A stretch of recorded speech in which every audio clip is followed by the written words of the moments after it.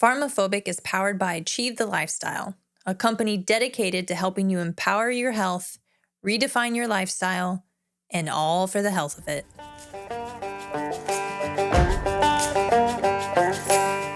You're listening to PharmaPhobic, where we challenge the state of health in America. I'm Janie, a physician assistant, and I've seen how healthcare keeps people dependent instead of truly healthy. And I'm Dan, a veteran turned fitness pro here to uncover the truth and explore simple and sustainable health solutions. From big pharma to big food, we're exposing the conflicts of interest keeping us sick and finding better ways to take back our health. No fluff, no gimmicks, just real talk, real solutions, and a little bit of fun along the way.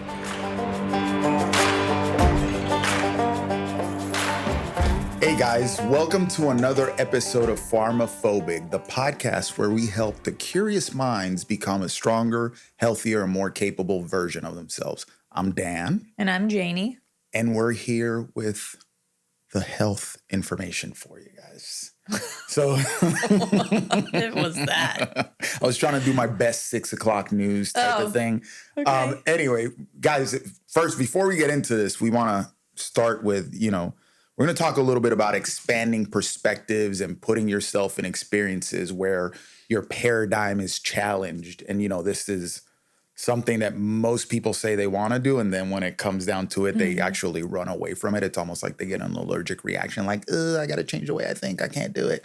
But yeah, that's kind of what we did. We were recently fresh back from a trip to Croatia in Europe, which was interesting because the language they speak over there is nothing like anything that I'm familiar with or Janie's familiar with. And the reason why that's a big deal is because Dan has a good aptitude for languages. So yeah, so I can get acquainted fairly quick with languages if you put me in the situation, but I'd never heard Croatian in my life, So that's definitely pretty interesting. And it's fun to just jump in there and you get off a plane and then you walk out and it's like, oh, I've never heard this before in my life. Right. And then you got to figure it out through the days. But you're also, the thing with traveling is that you get to see completely different lifestyles, completely different contexts.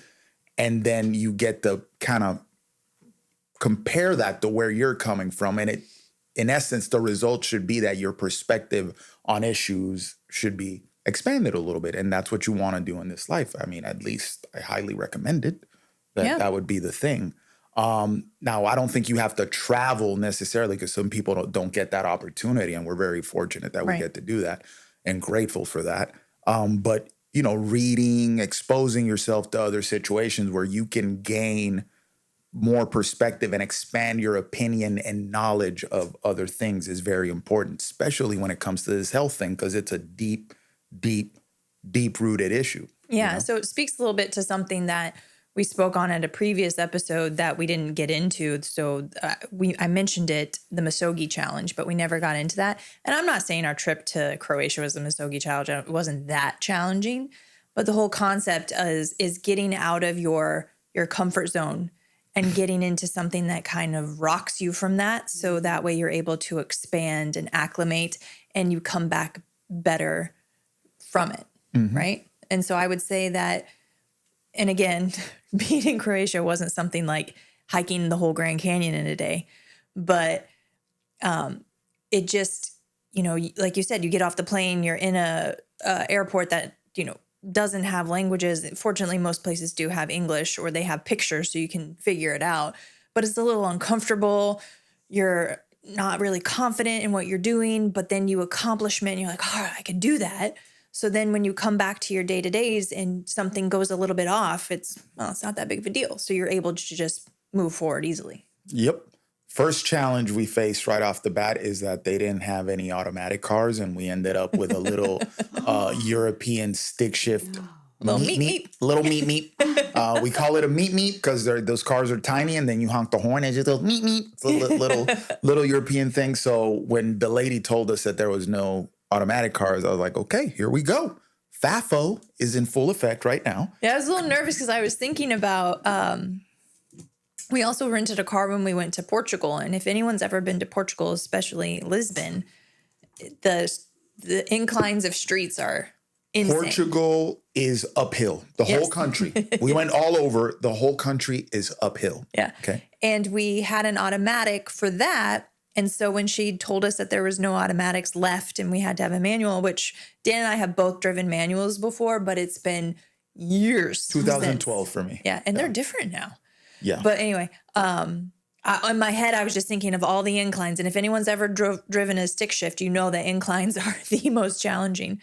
And so, but it wasn't bad. No, it wasn't bad. It wasn't bad because I'm a world-class driver. I should actually be an extra in the Fast and the Furious movies. Yeah. And he even spoke like that as he killed it numerous times. That thing's going, brr, brr. Listen, but we got here. We made it. We got places. We made it. No major accidents. Also, driving a stick shift in those tiny European streets is kind of crazy. Yeah. That is wild. But anyway, getting back to the conversation here. So I do want to speak on that because I told you this when we were there. Something that kind of differs with Dan and I's upbringings. And I was just talking to Janine about how could we work this in? Because I do think more talk needs to be had about how influences during your childhood can affect you as an adult, right? And so as I've mentioned before, I didn't have, I had a pretty traumatic childhood. Dan did not, so we differ in that. And it's interesting to see how that plays out in adulthood. And this was highlighted with the stick shift. And so I wanted to drive a stick shift, but I didn't because Dan was doing such a great job at it, but I was very nervous. And the thing is that when I approach something new or I haven't done in a while, I have this immense sense of pressure that was developed during childhood that you have to get it right immediately. If not, that's a failure. Whereas Dan approaches it as, I haven't driven a stick in a while, so I am going to fuck up a few times doing it, but it's no big deal. That's part of the process. And I just observed that with him and I was like, dang, that's a really great mindset to have and something I need to work on. But I just think that you just handled that very well and you were better able to do that because of the behaviors fostered during your childhood. I didn't even, you made that connection. I didn't even make that connection. And now hearing you say it, I'm like, oh, childhood. Well, but it checks out. It checks out. Not only that, but then I could take that and extrapolate that and overlay it, over the topic of health, which is, it's a constantly evolving thing, the pursuit of health. Right. And you are going to mess up and Right. you are going to try things that won't work for you. And, the idea is that you don't have to get it perfect on day one. Right. I could say I'm 20 plus years into the pursuit of health and I'm still not getting it perfect. Mm-hmm. You know what I'm saying? I'm going bald and blind at the same time. Something's up, guys. Something's up. You're not going blind. You just refuse to get glasses, so your eyes are straining more, so your vision's deteriorating faster. The way I see it, I'm either doing something that is, or I'm not doing something, and I'm going blind, guys. Janie's gonna have to walk me around here in a few years. It's crazy. I already do that. Anyway, but you extrapolate that to the topic of health, and you be like, hey, listen, it's a never-ending thing. You are gonna mess up along the way. You're gonna do something that might actually work against you, or you're gonna do something that you thought was healthy and it's actually not. But it's okay. Just keep going. Yeah, you learn. Expand your perspective, which is the topic of today's podcast, and then you keep going. Right. And so I think a lot of people, as you mentioned, and thank you for making that connection because I was failing to do that, is that when you start to approach changing your health on your own and taking that ownership of it, a lot of people don't know what to do. And because they don't know what to do, they have this fear of messing up and not getting it right. So they just don't do anything. Right. And so we want to help you with, our business, with our podcast on how to take those steps forward and also help just reinforce that it's okay to mess up. Like Dan said, we've messed up numerous times. We're probably going to mess up in the future in regards to our health. But the main point is that you're continuing to make an effort and you're continuing to try to evolve to be better. And that's where you're going to see the success. Yeah. You said something on the way here. It's not... You said, the reward is in the work, you know, like we miss that point a lot. I think the way things have been created by a higher power, of course, it's that the changes and the good stuff and the benefit don't come from getting to the destination. They come from doing what it takes to get to the destination. And that's a very, when you realize that, you're like, oh man, so doing all the work and the figuring out and all the hard stuff and all this, that's where all the benefit comes. And then you get to the place, and you see this numerous times, it never fails with people that set this high goal. And then they get there and they're like, meh, it feels good, but it's like, meh. Now, next thing to work at, and you constantly seeking out things to work on. You see that a lot with entrepreneurs who start businesses. Yep. And then after they've started a business and it's successful, they're not satisfied because it's the whole part of building that up. It's the chase, and they talk about all these people that build successful businesses always talk about what it was like when it was a startup and the grind of that and what they were learning and how they were challenged. And then they're cruising and they're like, man, I kind of miss those days, Yeah. And it's the same thing with health and fitness, like showing up to the gym consistently and what you learn while you're grinding it out and figuring it out and getting stronger and getting fitter and getting healthier is usually where the reward lies. That's where the character changes happen and all this other stuff. If I could give you a pill, we know we don't like pills around here in the PharmaPhobic podcast, but if I could give you a pill that fast forwards you to the point of progress to where now you're this fitter, healthier, more capable version of yourself without doing the work, there you will see that there's no value in that because you're not changed. Your perspective isn't expanded. You haven't forged the character to, appreciate that position that you now are in when you are in a better health position. Makes sense? And that applies to literally everything: relationships, finance, professional careers, all of that. So yeah, that's what I was saying. Yeah.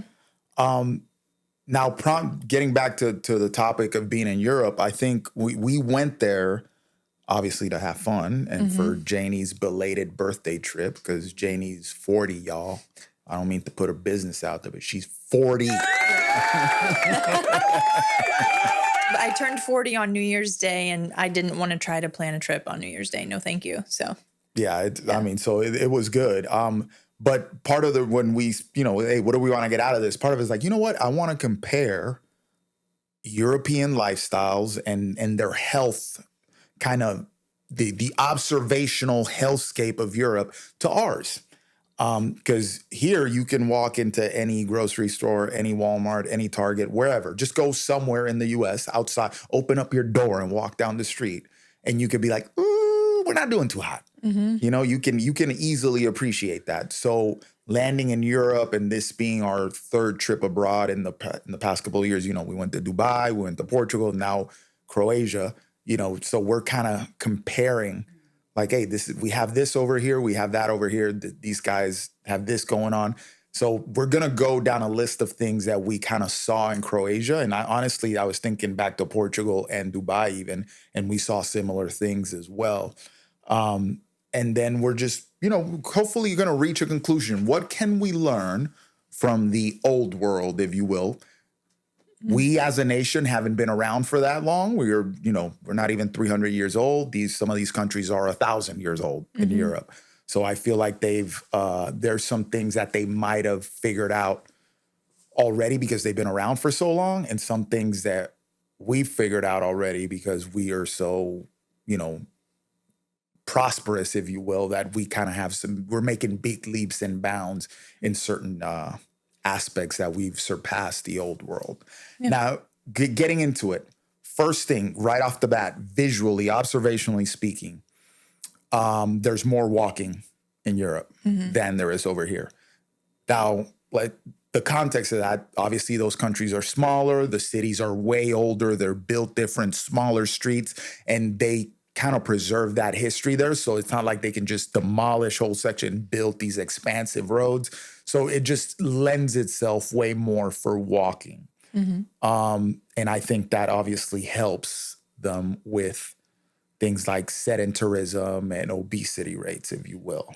Yeah. And the walking isn't like, designated walkways that are even. It's uphill through things that's visually aesthetic to walk around because, like you say, they preserve more of the historical. Yeah, so it's like a little scenic little route. Yeah. When even though you see this every day, but you're watching these, you're looking at these 500-year-old buildings that are kind of very architecturally pleasing, and then there's statues and these plazas and stuff. Yeah, and it is a big point that the towns are smaller, and so it's not, can you imagine like when we lived in Dallas, like walking around Dallas? No, unless you lived in like very specific neighborhoods. It doesn't lend itself for that. And so they do preserve sort of that mentality of you walk around to get things, and they also have streets that are blocked off from driving. Yeah, there's a lot of pedestrian-friendly areas. Right. They also, Croatia, pedestrians have the right of way. Isn't that crazy? Yeah. Like, I mean, these cars would come to a screeching halt if they saw somebody approaching a pedestrian walkway. That was insane, which also speaks to their kind of communal consideration. Like, that's a level of considerateness that's, throughout the entire country. We went to multiple cities and this was the case. And we saw some older women not even look both ways. They just jumped on the crosswalk and people stopped. Yeah. That was crazy. I'm like, yeah, that speaks to like community bonds and respect and this sort of thing when it's that evident that people really adhere to this everywhere in the entire country. And the other thing is that, I don't know if we wrote it down, but I made a note of that when people were walking around more, they walk to do their errands. And so they're not driving to grocery stores, they're walking to get their groceries. They also foster a lot of farmers markets in specific towns that we were in. And we noticed that there's not these huge grocery stores, right? Like supermarkets. We would stop into like a little grocery store and it just had more of like your dried goods, eggs. Yeah, some fruits. Dried meats, so like salami, sausages. But if you wanted actual meat, you go to the butcher. If you wanted other things, you go to this other store. So there's a lot of walking around. And then they, carry their bags. And so we saw people of all ages doing farmers carries or suitcase carries uphill, taking their stuff, on a daily basis back home for that, next day or two of meals and things like that. And I think that just basically you're working out within your life, right? You're not going to the gym to work out. It's part of your day to day. And I would say that their activities of daily living are leveled up from the activities of daily living in the U.S. And meaning that I wonder what the incidence of low back pain is if people are doing farmers carries and suitcase carries up hills on a regular basis because their core and their obliques have to be. Yeah, it's crazy. I think I have a client who made this observation to me because he's married to a European and he spends a lot of time in like the UK and stuff like that. And we were talking, I'm like, man, the Europe, obviously, by the numbers, their incidences of heart disease, cancer, and obesity and type 2 diabetes are way lower than ours per capita, like significantly lower per capita than ours. But what he said, he's like, yes, that they have more people in the middle, meaning they're not obese, but they're not super fit. They're not necessarily the healthiest, but they're also not the sickest. And we have more people in the extremes, meaning, there's gyms in every corner here and a lot of them are full. So we have a good amount of fit people, like people that walk in and you can tell, like, yeah, this person works out. Whereas over there, you won't see that many people like that you could be like, man, this dude works out, unless they're like athletes or whatever, and they really stick out. But we also have a lot of people in the obviously sick category. So more, obesity and morbid obesity are really high here. A lot of overweight people. So his observation was that they're more living in the middle, and then they have few people in the extremes, whereas we have a lot of people in the extremes and less people in the middle. And it kind of seems like maybe we should, if we could migrate some of these people in the sicker categories towards the middle, we'd be in a better position from a national health standpoint. Yeah. And so what would it look like if we relied more on local farmers markets to get some of your meals? You walked to grocery stores instead of driving. Yep. Your commute to work involved some sort of walking, and it maybe wasn't the most convenient walkway. It was like uphill or downhill. Yeah. What would that look like if they did that on a regular basis? And I think that goes to speak where we have the extremes, because a lot of people go to a gym, they work out for an hour or two, and then they just sit the remainder of the day. So we're not getting that constant daily activity, that non-exercise activity that is somewhat challenging to us Americans because we don't do it as often. And if we did that on a regular basis, would we be healthier? And I think so, because one of the things that's consistent among blue zones is that they have to walk. They're just, they move more. Yeah, they move more. It's not dedicated exercise. It's just non-exercise activity isn't just walking to the bathroom and then back to your couch. Yeah, and speak parentheses on blue zones. They're catching a lot of slack or a lot of crap these days because they're like, oh, they're not really that, they're social security fraud and people are not the age that they say they are. And they're finding ways to kind of debunk the whole blue zone thing, which I'm kind of calling, I'm going to go ahead and say it's like, listen, some of that may be true. Some of that may not be true, but we still need to pay attention. Are you surprised that we may not have the exact age of a person who's 100 years old? I know that when I've worked with some patients, especially, I saw a lot of patients from Brazil, and she's like, this one woman, I think her license said she was 70 something. She's like, I think I'm actually a lot older, but we lived in such a rural area that when our parents had to go, I don't know, sign us up or register them. Yep. That sounds weird to say for a human, but they would wait until they had a few kids because it was a significant trip to go to the area to do that. So they would just register all the kids the same age. Yeah, so that's common worldwide. Yeah, so that happens. I just think attention is paid to the wrong things. Yeah, personally. Well, and not only that, you're trying to nitpick this thing that obviously is providing you a lot of good information, and that's fine. We should scrutinize and we should question. Yeah, but it's like we get so feels focused on these details, we miss the big picture. The big picture is the fact that they're moving more. They have good social constructs. Like, what are their habits? They retain purpose for a long time. Yeah, 96 instead of 102. All right, Yeah. It definitely, basically it clouds the point that is being made by some of them. They eat a certain way. They eat meat. So it just it's like almost you're trying to muddy the waters. Yeah. And you're missing the points to be drawn that, hey, like having good social connections for a long time is probably a good thing for your long-term health. And that's something that we saw.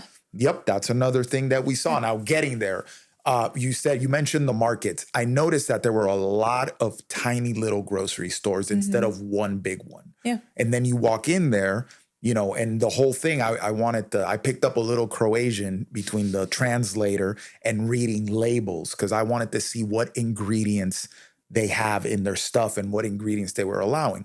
No secret here that we have a bunch of, what's the word I'm looking for here? Dookie in our food. It's crazy, the level of trash that we allow in our food here. And we already know because it's out on mainstream now, the example they're using are the freaking Fruit Loops. Canadian Fruit Loops versus American Fruit Loops, and they're completely different products. Yeah. But you can see that with things like ketchup. You can see that with things like the French fries that McDonald's serves. Like it's across the board. A lot of these European countries don't allow the bread. They don't allow certain ingredients in their food, and we allow apparently all of it. You could put whatever the hell you want in our food and we will let you do it. Big thing, one thing that I noticed, Dubai, the ketchup. You remember that? Yeah, it was We went to this like steakhouse and they gave us ketchup and I expected it, but our ketchup is something that is not tomato paste. Well, it is tomatoes, but they add a ton of sugar and it's... they get you double. You get high fructose corn syrup and you get the sugar in our ketchup. And then food dye, of course, because no tomato looks that freaking red. Right. But... that bright red. Yeah, that bright red, weird red. So when I peek in the little ketchup thing in the restaurant in Dubai, I'm like, oh, it's kind of pinkish. It looks like what an actual tomato would look like. Then I dip my little French fry in it and I can taste the tomato in it. I'm like, oh, this is tomato. Yeah, it was a little disappointing though in Croatia in the supermarkets that we went to, or the little markets that we went to, because they were pretty westernized. Like you see a lot of American brands in them. Like the Oreos. Staying with the ketchup, Heinz, right? Yeah. Yep. And a lot of the because one thing we wanted to look at was like lotions and deodorants and things like that to see if they were different, but it was a lot of the same brands as here. So they're starting to get influenced. And we saw the same thing in Mexico. Right. We saw, they're starting to get influenced. Our crap is starting to bust through over there. I saw this thing, this report about Spain, that they're kind of going through a little bit of an increase in obesity rates and diabetes and this sort of thing. And coincidentally, they've started, shying away from things like olive oil in a lot of their restaurants and started going to, canola and sunflower oil and that sort of thing. So I don't know. Maybe there's a connection there. I'm just a guy on the internet asking questions. But yeah, so you can see the infiltration, like our crap is starting to influence it over there. So we were, I wanted to read ingredient labels, but they're still different. You pick up a chocolate bar over there and it looks completely different than ours. Their ingredient list is definitely shorter. And you won't see a lot of they'll use emulsifiers and things like that, but it's not the same chemistry experiment as we have here. It's still stuff that I'd probably be like, I don't feel too good about that. I'm gonna put the candy bar down, but I definitely, if you had to pick one, I would definitely pick their candy bar over ours. Does that make sense? Yeah. And when we were on the airplane, a lot of times the little snack packs, whether it's pretzels or whatever, will contain a lot of crap in them that they give in the US and even some international flights. But the Croatian Airlines out of Zagreb gave us little, I think they were pretzel-based type things, but they were made with coconut oil instead of anything else, which was actually really good. Yep. So shout out to Croatian Airlines. Yeah. And the thing with Europe is that they've retained or they've held on to their traditional ways of cooking for longer than we have. We literally just, fast food and Crisco and all these other things just came out and we're like, oh yeah, let me get that new stuff. Screw all this stuff that grandma's using and her grandma was using and her grandma's grandma was using. We're like, let me get that new stuff. And newer, faster, cheaper is what we love here. And here, newer, faster, cheaper. And here we are, the sickest nation in the world. Coincidentally so. But yeah, I started reading ingredient labels and definitely, the seed oils were in some of the things and which surprised me to see it that much. Yeah. But still the ingredient list is shorter than our stuff. Now going to restaurants too, I feel like they kind of retain that old style cooking as well. A lot of restaurants, we went to one where we're like, they might've been using some mystery stuff in there because you can kind of, the taste of it and how we felt afterwards was different. But most of the restaurants kind of retain that old style cooking, which I think, everywhere we went at 6 o'clock in the afternoon, there's just this smell of meat on fire, like grilled. I can't tell you how many times we were walking around in the evening and Dan just starts yelling, fire meat, fire meat. Yeah, just grilled meat, big hunks of meat hitting fire at around 6. And it's such a good smell. It literally, it just makes me feel like every cell in my body is reacting to this smell of grilled, just quality meat. That's pause there for a second because that could sound a little suspicious. But Pause. but it's the way it's meant to be cooked, essentially. Something about you walk past somebody grilling meat and it just man, that smells really good. It smells different than when you just pan sear it, kind of do it. And one thing that, yes, we ate out for dinner mostly, but one thing is we specifically stayed in Airbnbs with a kitchen that had a stove. So that way that gave us the opportunity to get out, go to the markets, go to the grocery store, buy some food, experience that to be able to come home and cook breakfast. Saves money, right? One less time you're eating out. And then you're able to just experience more on a local level of their culture, Yep. their day-to-day. So Walking I into find their that, grocery really useful. stores and Yeah. seeing all that stuff and reading ingredient labels and kind of comparing. And plus, when we go out to eat, when we travel, Dan likes to order 3 entrees instead of 2. I want to try it all, y'all. So we end up having leftovers. I So wanna try it all. leftovers, throw a couple eggs.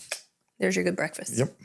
Another thing that I noticed in the grocery stores, we were buying fruit, smaller fruit, like, the apples are Like real size. Exactly. I would like real size, not the GMO size that we have here. So I was trying to like take a picture of an apple, but I'm not that good with the camera, y'all.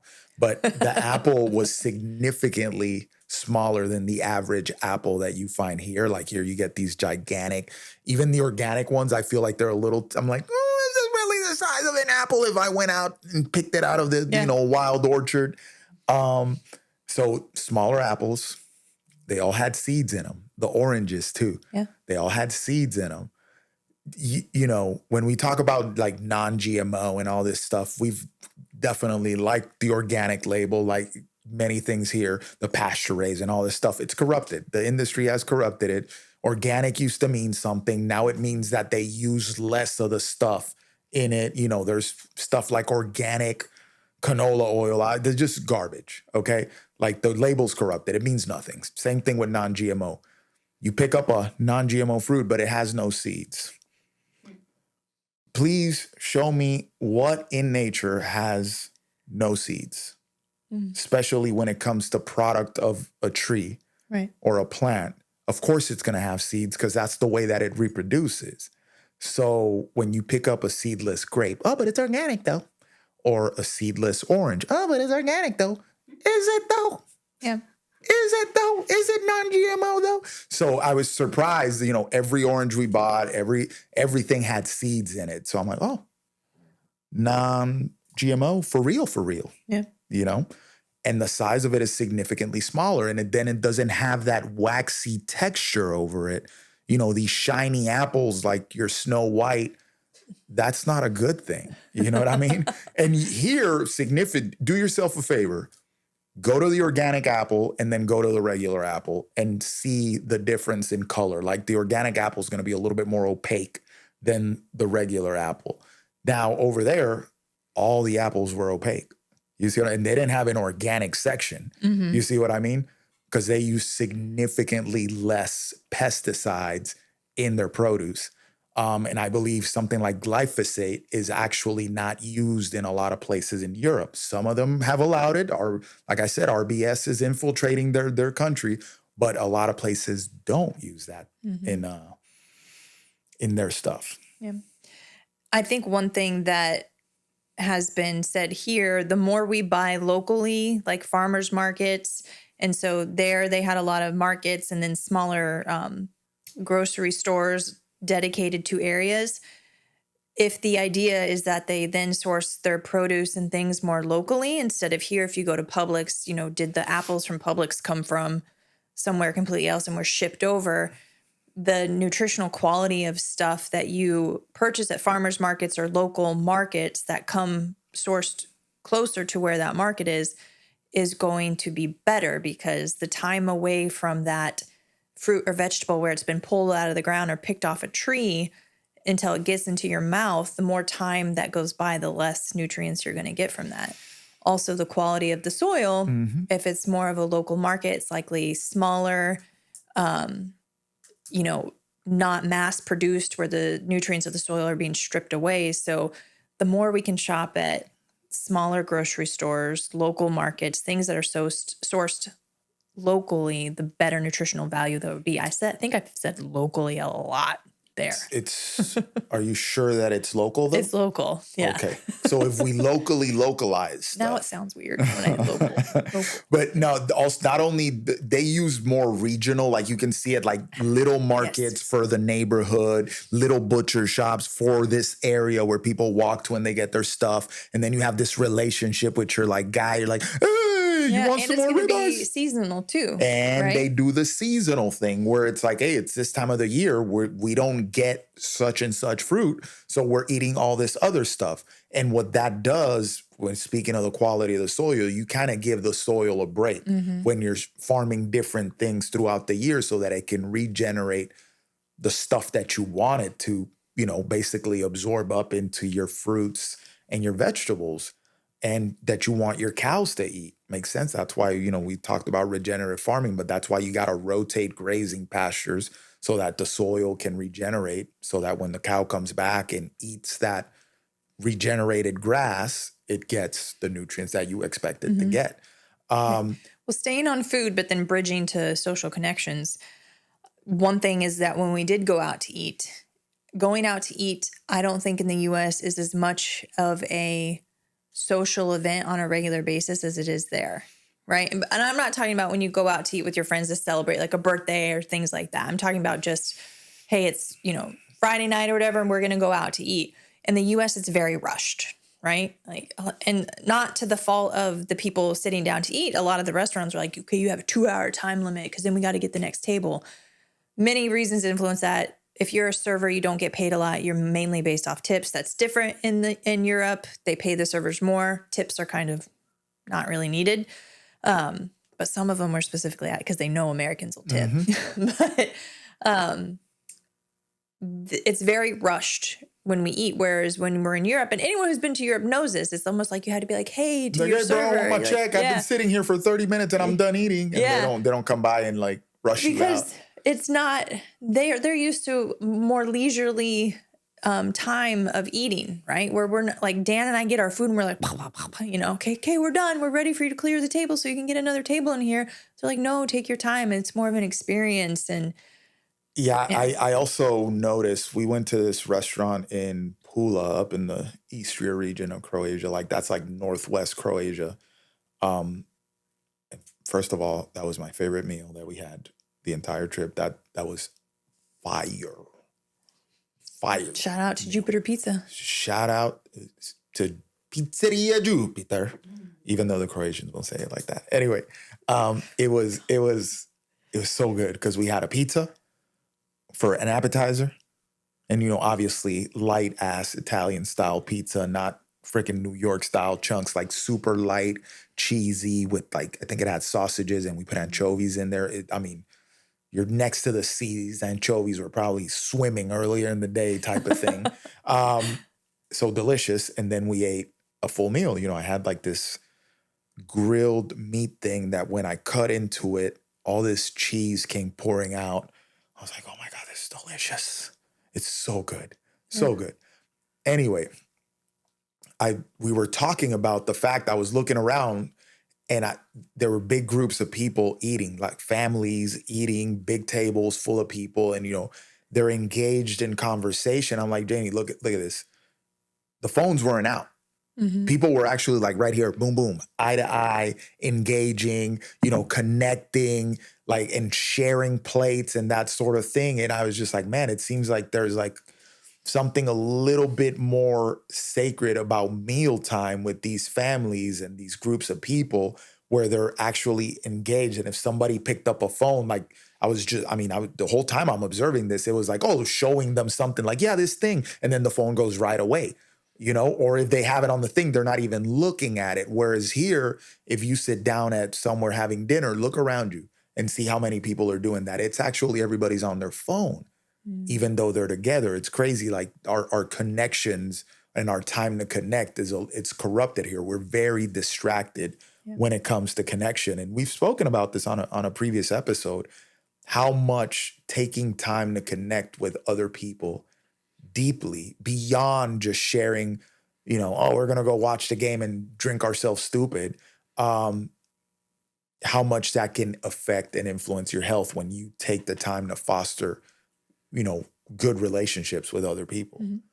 And it would be, Tuesday night, Wednesday night. It wasn't like a weekend where we would see people, whether they're eating meals, but more often it was, after mealtime, they were having drinks at a bar or cafe, having coffee, whatever. Yeah, they drink coffee at like 9 p.m. over there. Yeah, having my little espresso. But it was always like groups of men or women and like engaged in this great intense conversation. And they just spent time together. We also saw, because, we were walking around a lot. We saw a lot of people walking and a guy pushing a stroller with a kid and his friend, and they were just walking around talking.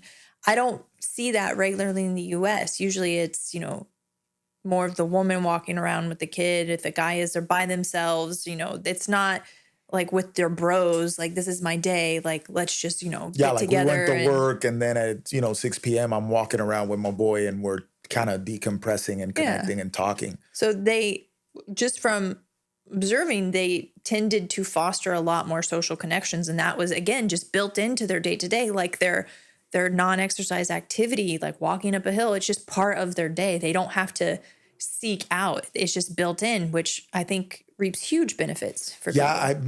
That's something looking out here, observationally speaking, of course, but we do have a quote unquote loneliness epidemic. Like, that's in the numbers, and our suicide rates are going up and all this stuff. I don't think we take the time to really talk to people here. Like, we're much more siloed. Yeah, right? we're and you and I are guilty of this. We were just talking about it, because we spend time with each other, right? But we tend to just go home and do our own thing. Where, in Europe, where people, it's not like I go home, I do my own thing. It's like I incorporate my neighbors, my friends in my daily things. They're not siloed. They're more tribal, communal, which I think is a huge missing piece with us. And I'm not saying it's an easy fix, but it's just something that, what would it look like if we worked that into our day to day?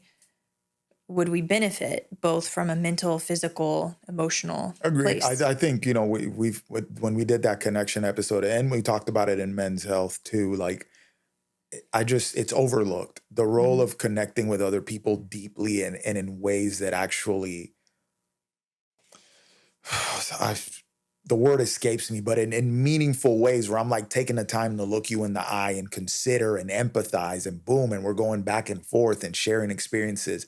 That is look at what old tribes and stuff people used to do. They sat around the fire at the end of the day and take time to listen to each other.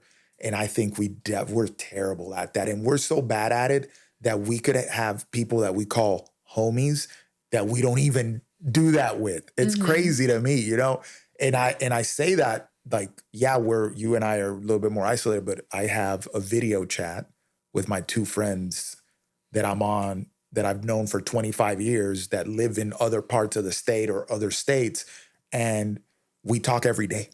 So that's like the little time where, like, hey, it's digital, it's not as good, but if they were here and they were down the street from me, you bet your ass that we probably, hey, you want to go real quick, like, and kick it real quick, have a little thing or whatever.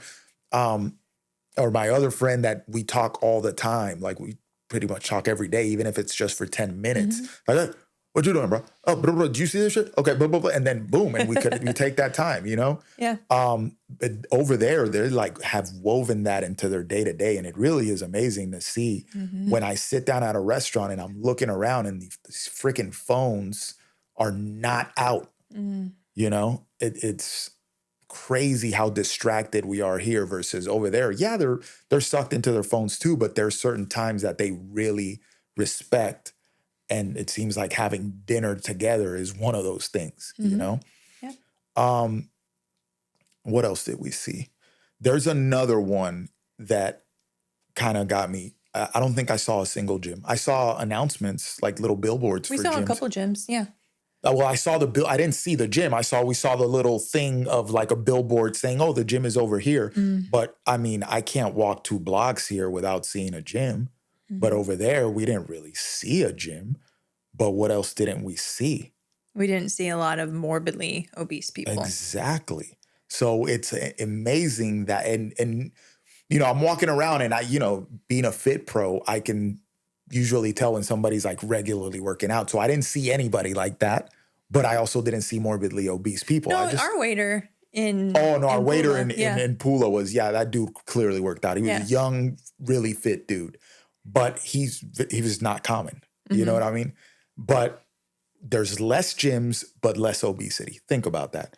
it goes back to the way that we're talking like, oh, you walk more, you spend less time sitting down, you're going up and down the hills. The quality of the food you're eating day to day is completely different, like more home cooked meals. Even if you go out to eat, it's more like grandma's cooking your meal. Public transportation is utilized more, which usually if you use public transportation, you have to walk to and from it, right? Because it's not picking you up at your door. And also, I saw, I think at least once, a guy on a bicycle smoking a cigarette while he's like huffing it riding. And I'm like, that's American. yeah. Well, no, it's like you have to have like increased lung capacity to be able to handle smoking a cigarette while And you're like riding a huffing it bike. on a bike. Uphill. Yeah, like in a hilly city. Yeah.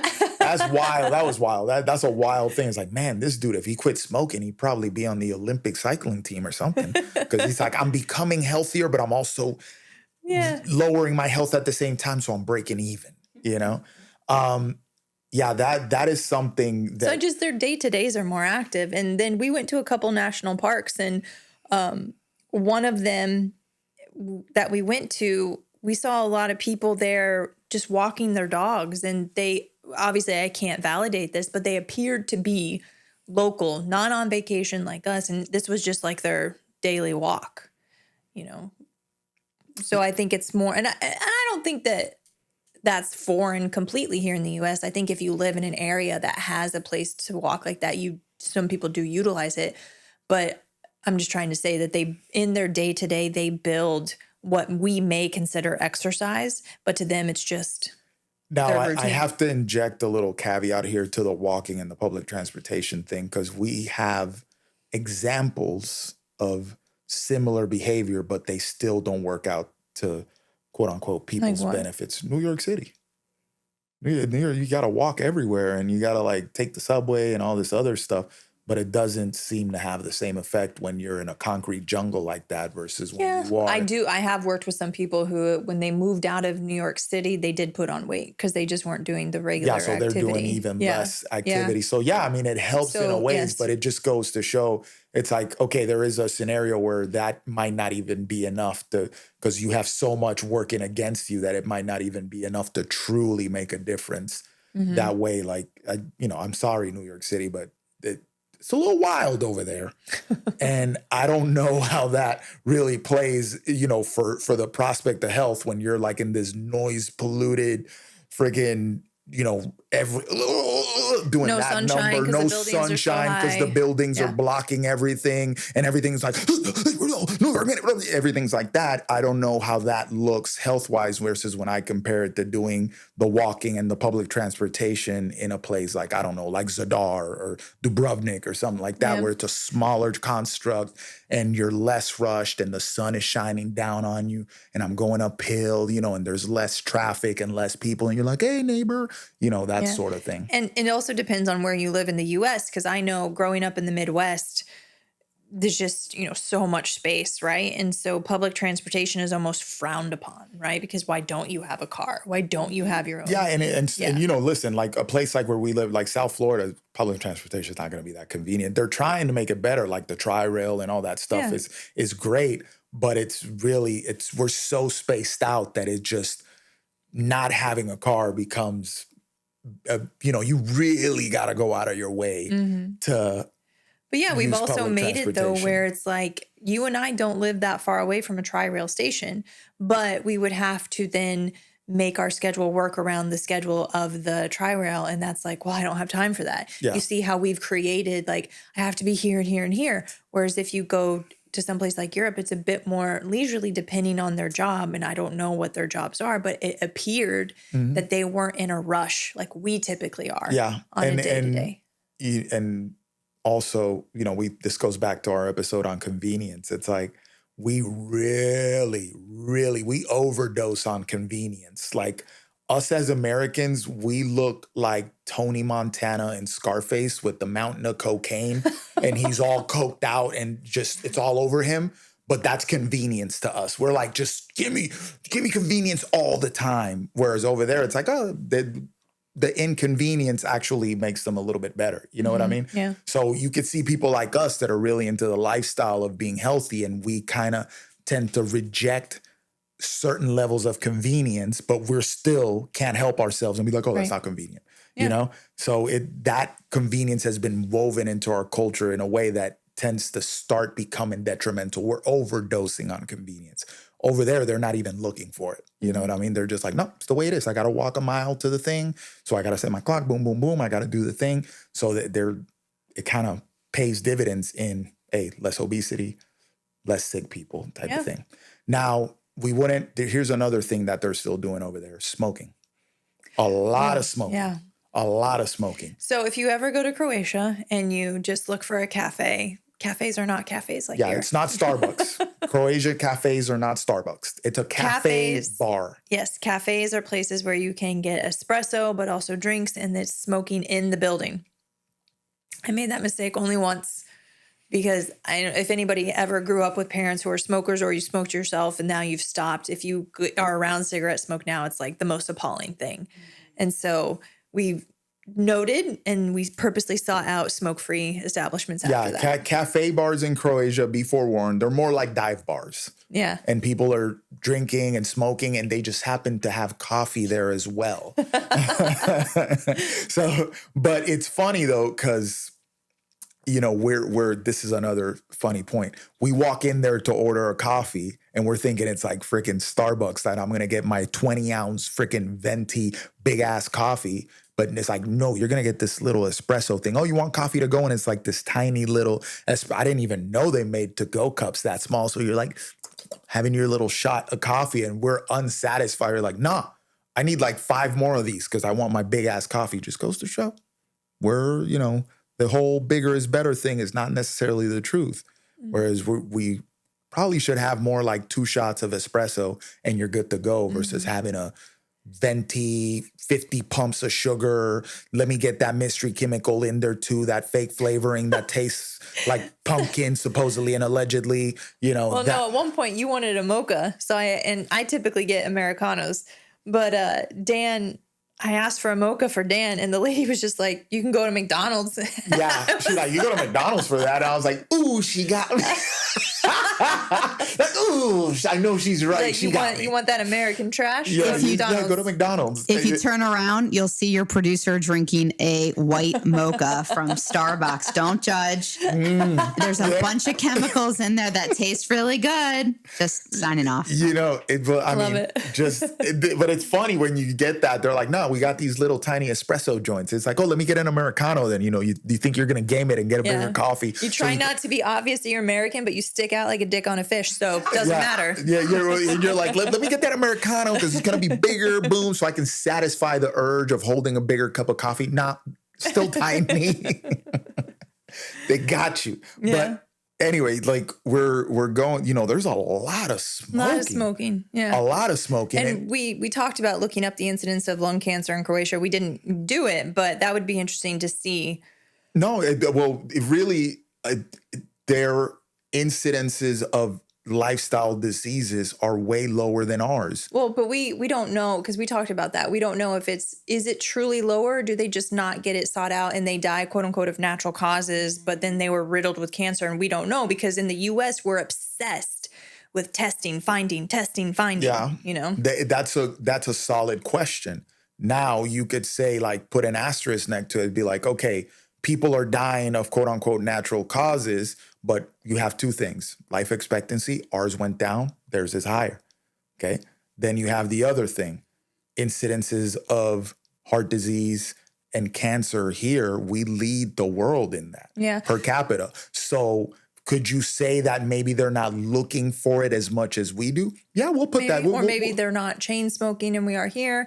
What's the quality of the cigarettes? That's something that we need to look at. We know that nicotine's not the culprit in regards to lung cancer. Same way that we allow a bunch of mystery ingredients in our food, I'm sure that our cigarettes are completely different from theirs. But I mean, I don't know. No, we don't. But we can make an assumption there that their cigarettes are probably different than ours. Am I advocating for, hey, you want to smoke, just go buy European cigarettes? Hell to the nah. Smoking is not a good idea, period. But if their food has less BS than ours, I would assume their cigarettes are probably a little bit different than Their ours. skies also had less BS than Oh, ours. their skies have less BS than ours too. Those clear skies with no mystery cloud types. But, beside the point. But yeah, way more smoking over there. And then if looking at the overall numbers of mortality rates and things like that over there, they have lower incidences of the heart disease and the cancers over there. Now, could it be because they test less? Okay, because that brings the next point in the conversation. They do universal health care over there. Obviously, ours is paid for. Now, before we get into that, I'm not entirely crazy about the idea of subsidized healthcare and universal healthcare. I live in a microcosm of universal healthcare, which is the VA system, and that's not great, especially when a lot of people have to access it a lot. It really clogs up when you need access to it, it's clogged up. You could look at what Canada's experiencing with their healthcare system, where they'll offer people euthanasia before they offer them a freaking MRI. Be like, oh, you got a weird headache? How about you kill yourself? Wow. So that's where they're at. So you can see what's happening over there and how backed up and how hard it is to gain access to healthcare in Canada. And ours, the issue we have is we have all this largely extremely robust medical system, extremely advanced medical system, but it's getting crazy expensive. It really, and the healthcare costs here have skyrocketed over the past couple of years. And really, if we were to go universal, not only is it going to cost a lot in taxpayer dollars, but the amount of people here that need to see the doctor all the time is crazy. So my contention is, whether you're for or against it, I would say the first thing that we need to do to either control the cost of healthcare or be like, hey, we're going to go universal, so we want to make sure it makes sense, would be to get the population to a healthier state on average, so that people don't need to live at the doctor's office, so that whenever somebody wants healthcare, they can go and access it fairly easily. Does that make sense? Long way of telling you, we got to focus on health. It's the priority as a nation to fix a lot of the problems. That's the whole point of this podcast. And not from I pharmaed you into a state of health, more from the lifestyle and that sort of thing, to where you're actually solving the issues. So looking at it, yes, they have universal healthcare over there. But we say, but our healthcare system is better. And we had this conversation over there where I'm like, what are we judging better healthcare on? Is it access? Then yeah, because you're paying for it here. You're going to get it. You're going to get seen sooner if you're paying, $1,000 a month for a health insurance versus, it's free over there. Free. They pay a lot of taxes for it. It's free over there. We'll see you in 6 months and you have an emergency type of situation, like a mystery headache or something. Or are we judging it on, you go to the doctor and he, quote unquote, gives you a solution, AKA throws a pill at you or puts you on some pharmaceutical. Whereas over there, the doctor might be like, what have you been eating? So you get these two things where it's like, okay, if we judge it solely on access, yes, we're going to win that. If you judge it on technology, of course, yes, we got that. Now, if you judge it on actually getting to root causes and actually looking for solutions so that you don't have to come back, are we better though? You know what I mean? Yeah. And with some things like, for example, musculoskeletal injuries or pain, like back pain, most back pain will resolve on its own within 6 weeks. So if you call a provider and say, hey, I have back pain, and in the US, you're seen in 2 days, and then you're given muscle relaxers, maybe a chest x-ray is done, which is not good practice to do a chest x-ray that soon without any concerning signs or symptoms. But anyway, and you get all these things, but in another place, if it's like, oh, I have back pain, okay, come see the doctor in 2 months. Oh, your back pain went away prior to that. And then, so is it always better to see somebody sooner? Okay. Sometimes shit is really wrong and you need to see somebody as soon as possible. Yes, I understand that. But if, for example, like I have a cold, I don't need to see you day one of your cold. Give it some time, This is barring extreme cases, people have pre-existing conditions, things like that. But, and I would be interested to see in places like Europe, how do they utilize more things like ancillary services of physical therapy, dietitians, nutritionists, things like that to help remedy issues, as opposed to if you go to traditional medical office. And going back to the convenience and the fast pace of the US, most people don't have time to do physical therapy. I don't have time to do physical therapy. Just give me a pill and an x-ray to make sure nothing's wrong. I have a cold. I don't have time to have a cold. Just give me a Z-Pack because that'll make it go away. No, it fucking won't. But, so I just think that there's so many layers in the US that influences our healthcare system and our lifestyle of needing results now, being seen now, can sort of set us up to having quick fixes, where in other places, slower lifestyle, they understand they can't get into the doctor rapidly. They may try to do some stuff on their own and things will resolve, and they may not need to seek out pharmaceutical treatments as much because of that. Yeah, and I think over there, if your doctor starts slanging pills at you, they kind of frown upon that. Versus here, if your doctor doesn't slang pills at you, you frown on that. Or it's like, hey, I have this stomach issue. Like, what have you been eating? Oh, this doctor doesn't want to treat me. You know what I mean? And you hear these stories a lot from like more, what's the word? Like practitioners that are a little bit more aware of other like lifestyle factors that can affect things. And they ask lifestyle related questions. Right. And then the patient is kind of disappointed that they're not immediately figuring out what medication or pharmaceutical to throw at them to quote unquote solve the issue. Yeah, I remember when I was working up in upstate New York, I had a patient with a dermatological issue. I think she had some sort of idiopathic rash. And there was a doctor covering a dermatology office that was in the same building that we were at, who was from Germany. And he gave her a handout on how your stress, like emotional, mental stress, can influence rashes. And I was like, this is amazing. No U.S. provider would have handed a patient that, right? Mm-hmm. Patients wouldn't have tolerated that. But that is something that's happening somewhere else. Also, if you have a rash that's of unknown cause, get your gut checked. I just want to say that because that's probably the culprit. So the amount of people, heard a lot of people that have like little, eczema and like skin issues like that. And then they kind of change the way they eat and it resolves itself. The connection there is pretty uncanny. Yeah. I was watching this video of this girl that American, and she was doing an exchange in England, in the UK. And she was talking about, those little red bumps that people get on their arms? Polaris, keratosis pilaris, something like that. Yep. Yeah. So she was talking about, like a month into living in the UK and just eating food over there, it went away. And then she went home for like a vacation in the middle of the exchange and she came back with it and then goes back and it goes away. Yep. That's an observational story from somebody sharing on social media. I could talk about clients of mine that have been to Italy that have gut issues and they're, here they have celiacs and they can't eat gluten and all this other stuff. They go over there, eat all the bread, all the pasta, and they're fine. And then the minute they come back here and try to replicate that, boom, they're sick again. So there's a lot there. And a lot of this stuff, of course, you're not going to find some placebo, double-blind scientific study on this. Oh, goodness. But, when observational things start stacking up and stacking up and stacking up, there's something there to consider. Yeah. You know what I mean? The other final thing we're going to talk about is the water quality, the tap water.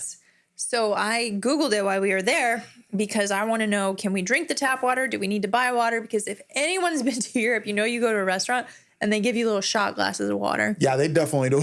They don't drink water like we do over there. And so, parentheses, when they give you water at a restaurant, what does the water come in? Glass. Big old bottle of glass. And they serve it like it's champagne. That dude cracks that thing open and he's like, pours it in your little shot glass of water like it's champagne, but it's all in glass. So Croatia they self-reportedly they do not fluorinate their water, and the EU has strict protocols on water quality, and Croatia exceeds that. So I was fine drinking tap water there. But It I actually tasted like, to me, I still have that mental block of drinking tap water. You know, like I grew up in Puerto Rico in the 90s and we had a really big drought that ruined the water quality, if you will, of the tap water. Before that, it was common to drink tap water. After that, people stopped. So I grew up with that, and then I just had and then my tinfoil hat doesn't really let me drink from the tap. But the tap water that I had, it actually tasted very good. Yeah. And going up to the mountains and seeing the springs and the rivers and the stuff, their water is amazing. You know, like these rivers are just like, it's like I just want to put my face in them and be like, look, look, look, and just drink the water straight from the freaking river, you know? Well, But we didn't bring our little, well, I guess we could have, but yeah. and then I noticed when we showered, like my skin felt better, my hair felt better. Obviously it's not as humid in Croatia as it is in Florida, so my hair's wild here. But it felt, yeah. Yeah, like especially for somebody like me, like I didn't come out of the shower as dry as I do out here. We chlorinate the water like a mofo here in Florida, so that just Because most of our water comes from the swamp. yeah, that just dries my skin out like crazy. And then me being as melanated as I am, then I look quote unquote ashy, you know, and I can't have that. I gotta be out there I can hear my mom, put some lotion on. So I'm just like, oh, lotion, put it on, you know. But yeah, coconut oil in my case, just keep this thing buttery smooth. But anyway, but it's crazy. They don't fluoridate the water. And that's a controversial topic here these days about, do we put fluoride in the water? Do we not put fluoride in the water? It's becoming more mainstream. And I think Utah just announced that they're going to stop fluoridating their water statewide. Yeah. Then there's a couple state like counties and stuff in the States, like Rob, my good friend up in Jacksonville, he said his county doesn't fluoridate. They don't put fluoride in the water. He was looking it up. Here's the thing on fluoride. And people, this is a very tinfoil hatty conversation. So let me break out my hat. Put that thing on real quick, tie my chin strap. Because people are gonna be like, oh my God, fluoride in the water. I want you to, remember this podcast is for the curious mind. So let's sit here as we wrap up and let me present to you some facts, and then you decide what to do with it. Do you want fluoride in your water or not? Because I think we should have the choice of not fluoridating our water. Fluoride initially appeared on the scene after World War I, okay? It was a byproduct of the production of nerve gas. So it's the stuff that's left over after they created nerve gas to go kill each other in World War I. That's fun. Okay? So when I tell you this, does that sound like something that you want to put in your body? No. Just think about that. Forget that it's good for your teeth. Forget about that for a second, okay? And if you want more details on this, Andrew Huberman has a really good conversation about fluoride, multiple good conversations about fluoride. Okay, so just start there. Does that sound like something you want in your body? Okay. Fluoride comes, like fluoridation plants and this sort of stuff, they put them in big, like cement bag looking things with a big old poison label on them. And when you move these freaking bags, dudes are wearing hazmat suits to handle this stuff. Does that sound like something you want to put in your body? No. Okay. But they say, no, but it's the small little quantity when you put it in the water. Oh my God. So, okay, so let's open that bag and I'm going to take a little teaspoon of it, put it in your mouth. Does that make sense? No. Exactly. And I don't know the regulations on how much fluoride is put in, the concentration of it. Well, Because I just imagine some towns, depending on how big they are, have bigger reservoirs. I'm very crude on this information, so I don't know. Yeah, but what's the regulation on the fluoride? I don't know. I'm of the opinion that it doesn't matter because look at where it's coming from. So be like, oh, like it's just the moderate amount. Listen, it's poison. Right. And you're labeling it as such. So we're gonna take little bits of poison. Like, I don't know. It's just a conversation that we need to have. Yeah, and it's because like when you lay it out and you see where it comes from and you see what the side effects that it can have and all this other stuff, and like, oh, but it's just a little bit. A whole lot of the world, like Croatia isn't the only one that's not putting fluoride in their water. Mm-hmm. It's something like over 90% of the world doesn't put fluoride in their water. So the logic, what you hear about is like, oh, it's good for your teeth. So you're telling me that we have better teeth, quote unquote, because we have fluoride in our water. But by that logic, the rest of the world, the 90% or more that doesn't use fluoride, Would have crumbly teeth. They would look like meth addicts, right? And you can go to parts of Africa where people don't have running water, but they have all their teeth. So what are we talking about here? Right. Does that make sense? Like, this is something that we need to question. And that's the whole thing of like, challenging, being curious, opening up our minds, which is what we hope to do with this podcast. It's like, we need to ask ourselves serious questions and stop dismissing, no, we've been putting, The argument I would make for people who are, well, fluoride doesn't matter because it is such a small amount. Okay. For those people who say that, it's the same thing as people who are like, well, seed oils don't matter because, we've been exposed to seed oils in nature, small amounts. But what we think about, what is fluoride in? Well, if it's in your water, it's in your toothpaste, it's in your mouthwash, especially with kids, how much toothpaste are they using? How much of the toothpaste are they just straight swallowing? Mm-hmm. Oh, right? I used to swallow a lot of toothpaste. And so it tastes good when you're a kid. How much access are you getting to it? Same with seed oils. Okay, I agree. A little bit of seed oil is not bad, right? Because it's the whole omega-3 omega-6 ratio. I get it. But when your seed oil is in your cereal in the morning, it's in your food for lunch, it's in your dinner, it's in your snacks, it's in your, even if you're healthy and you're working out, it's in your protein bars, it's in your like sugar gels or whatever they're called. If it's in everything and you're intaking it every day, what does the compounding amount do to you? Yep. Right. And I don't think people get that. They're like, oh, it's in your water and it's a tiny amount. End of story. Wrong. It's in so many other things. Yep. And a lot of the drinking water, when you go buy a gallon of water, that could be fluoridated as well. So now you're ingesting, let's say you drink a gallon of water a day like some of us do, you're ingesting that crazy amount. So there's something there to be questioned when you look at the background of the chemical, where it came from, how they treat it, why are we putting that in our bodies? Like, that's my question. Why? What sense does that mean? We couldn't figure anything else out to, quote unquote, help our teeth? Come on now, man. Like, we have to challenge these paradigms, guys, because we're in a position that we're extremely sick and we're getting sicker and we're just sitting there scratching our heads wondering why we're so sick, but we don't want to challenge paradigms. We don't want, when somebody questions the pharmaceutical industry, that you treat them like they're some sort of heretic, or somebody asks, hey, this fluoride thing, maybe we should revisit that. You're a heretic, you're crazy. Oh, seed oils, man. I don't think we're doing too hot when over 30% of our calories are coming from seed oils. Oh, you're crazy. You're a tinfoil hatter. You see, and then we remain in the problem and the problem continues to compound. It's almost like they demonize you for truly being American, right?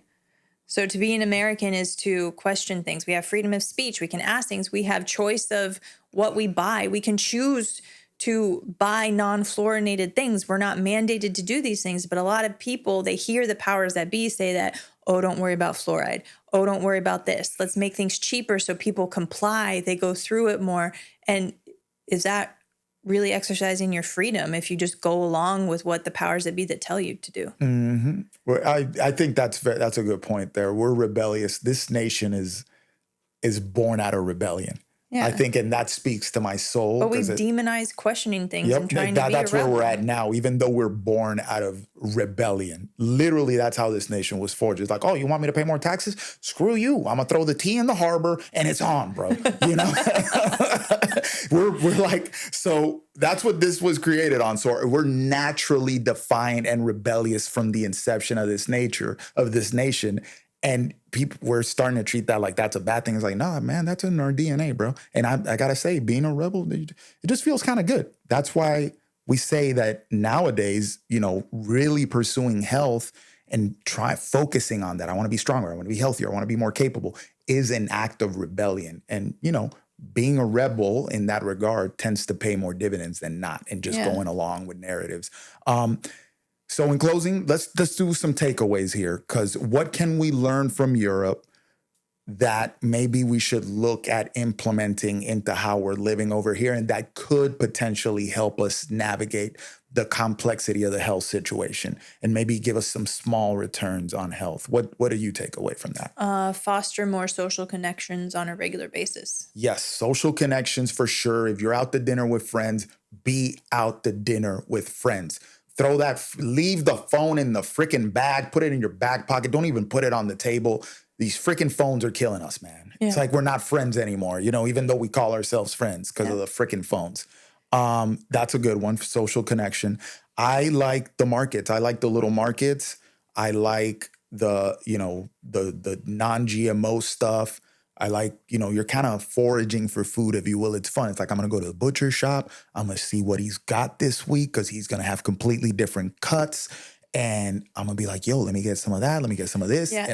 And I do know like that, yes, seeking out farmers markets, depending on where you live, may take more time because you have to go to them, right? It might not be around the corner like your grocery store. They can be more expensive, some, just depending. Here they will be. Over there, it's the normal. Yeah. And so I would say, especially if you have kids, and you are buying a lot of groceries just for your family, I wouldn't expect you to go get your whole week's supply at a farmer's market. Maybe you just choose like, okay, this week we're going to get seasonal fruits for the week, and that's what we're going to get at the farmer's market, or vegetables, right? Or maybe our loaf of bread we're going to go get from a local person who, bakes bread. A bakery would have been a word, right? Or I'm going to get eggs from the local person instead of at the grocery, So maybe you choose something, and it can be an adventure for you and your kids. It can be a great way for you to spend that social connection with friends. Like, hey, let's meet at the farmer's market and get some things. You're also fostering local businesses that way.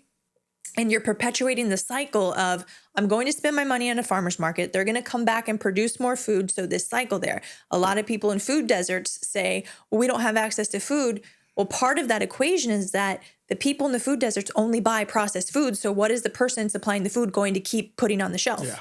Right? If you don't buy fruits and vegetables, nobody's going to bring it to you. Yeah, you got to vote with your dollar, man. Yeah, and it goes back to that episode where we talked about what are we commoditizing? What are we making more common? If we keep picking these ultra convenient, ultra processed things, then the stuff that's more natural is going to get more and more expensive because people are not accessing it as much and it becomes more expensive to sustain. Whereas this stuff that is making us sick for the most part is going to continue to get cheaper. So you're going to keep going to that. And with the social connection and how we mentioned that people in Europe inject activity into their daily life, maybe because, spring and summer are coming, depending where you live, the weather's getting nicer. Maybe time with your friends, with your girlfriends, your boys, whatever, incorporates, hey, let's go walk on the beach. Let's go walk through this park. Let's go walk to do something. Let's do some sort of activity with our social connection, because that reaps huge benefits across many layers instead of just sitting at a bar, drinking, hanging out with your friends. Yeah, I think I got to just share a little story about the markets. Like this morning, I went to get raw milk. Oh yeah, we do raw milk at the Brown household. And I buy it from this farm in Boynton, a little bit north, and they'll come down and basically do a distribution point and give out the orders that people place. So I was talking to the guy, the milkman. He usually wears a shirt that says milkman. It's kind of funny. And, we start talking about working out or whatever. And he gifted me a thing of eggs, of farm fresh eggs. Because I see him most weekends. Yeah. So there's a connection there. When we go to the other farmer's market where we get our fruits and stuff, we just go there to buy fruits and produce. We have Melon Mike. Melon Mike. He's one of the owners of the farmer's market. And he sees me and he knows he can touch a melon and give you one that's fresh. So he'll like walk over without me even saying anything. He just sees me like, boom, hey, here you go. Here's a melon for you. That's pretty cool when you start fostering those bonds in the community and over food even, you know what I mean? So there's that something. It makes you feel good about what you're doing and how you're spending your money. I think those are some good takeaways. Yeah. More social connection, more non-exercise type activities. And I would say supporting farmers markets and trying to eat more seasonally. That's something that we need to be better about here in the US. I think those are things that are really going to help us. They're going to have returns in our health. With that in mind, I think that's a good place to wrap it up. I think, those are some lessons. No, I'm just thinking. I'm not saying that they're doing better than us and we're doing better than them. It's just, they have some things that we could use. We have some things that they could use. Yeah. And so if you need help navigating on maybe how, where are the local farmers markets? How do I start to inject more non-exercise activity in my days? Anything like that, shoot us a DM on Instagram at Achieve the Lifestyle. Send us an email, info@achievethelifestyle.com. And just let us know. Yeah, we're here to help, and we just want everyone to be healthier, more capable, better versions of themselves. Yep. And with that, guys, we are out. Yeah, thanks. Thanks for listening to the PharmaPhobic podcast. If you found this conversation interesting, which I know you did, make sure to follow us on Apple, Spotify, or wherever you get your podcasts. And also make sure to check us out on Instagram at Achieve the Lifestyle. And if you're interested in pursuing a stronger, healthier, more capable version of yourself, check out our website at achievethelifestyle.com. The PharmaPhobic podcast is for informational and entertainment purposes only. The views expressed are those of the hosts and guests and do not constitute medical, legal, or professional advice. Always consult a qualified healthcare provider before making any medical or wellness decisions. While we discuss pharmaceutical, holistic, and alternative health topics, our content is not a substitute for professional medical guidance.